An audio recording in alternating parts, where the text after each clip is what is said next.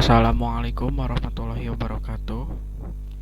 Di sini kami dari kelompok 4 akan mempresentasikan makalah dengan judul Optimalisasi Kinerja dan Penggunaan Memori pada Aplikasi Android.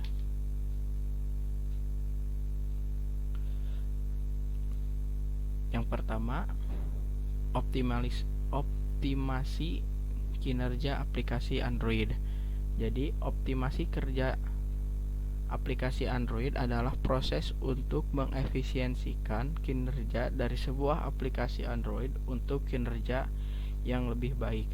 Jadi sebenarnya banyak sekali cara untuk melakukan optimasi kinerja pada aplikasi Android. Namun di sini kami akan mempresentasikan cara melakukan optimasi kinerja pada aplikasi Android dari sisi layout aplikasi Android itu sendiri.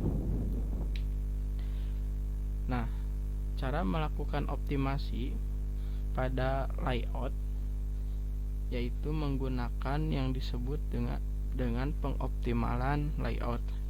Di sini adalah contoh kode program yang menggunakan XML yang belum dioptimalisasi, di mana pada kode program ini menggunakan tag linear layout yang bercabang, di mana ini dapat menyebabkan pembacaan layout lebih lambat. Nah, terus bagaimana cara mengoptimalkan layoutnya? Di sini adalah contoh layout yang telah dioptimalkan, yaitu menggunakan constraint layout. Kelebihan dari menggunakan constraint layout secara umum adalah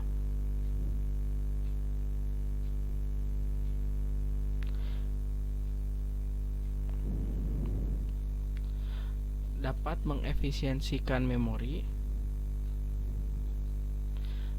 lebih ringan,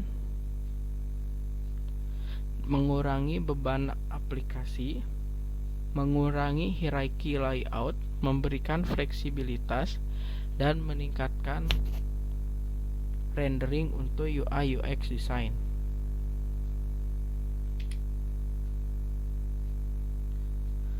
Yang selanjutnya adalah pengelolaan memori dalam aplikasi Android.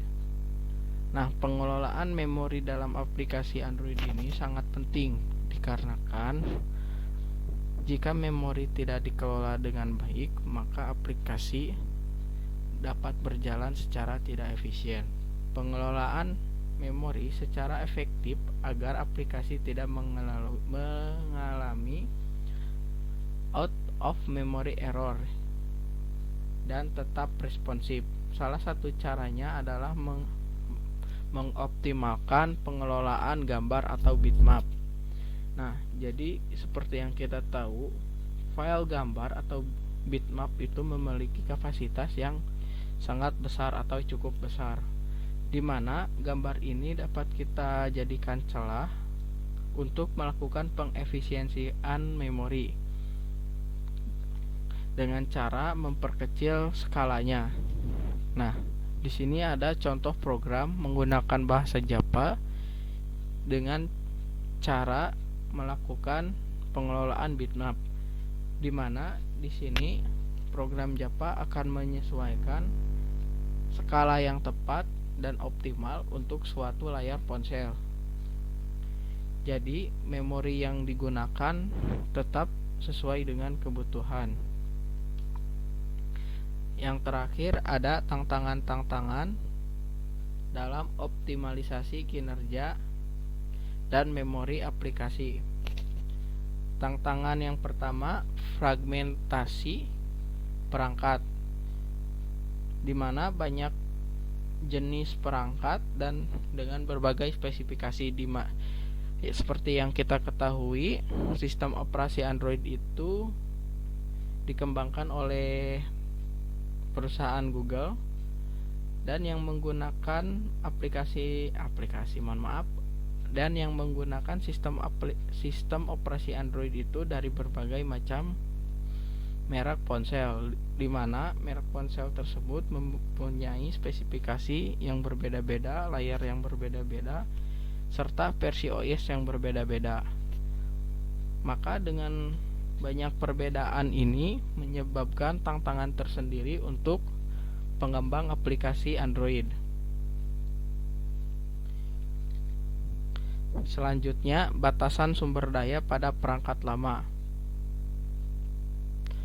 Nah, di mana seperti yang kita ketahui, perangkat Android yang cukup banyak usianya atau cukup tua itu mempunyai kecenderungan untuk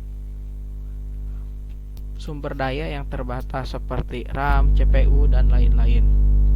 Di mana aplikasi yang dikembangkan lebih baru cukup sulit disesuaikan dengan perangkat yang sudah cukup lama. Yang selanjutnya adalah menjaga UX dan UI yang responsif. Penting untuk memastikan aplikasi tetap cepat dan mulus saat digunakan.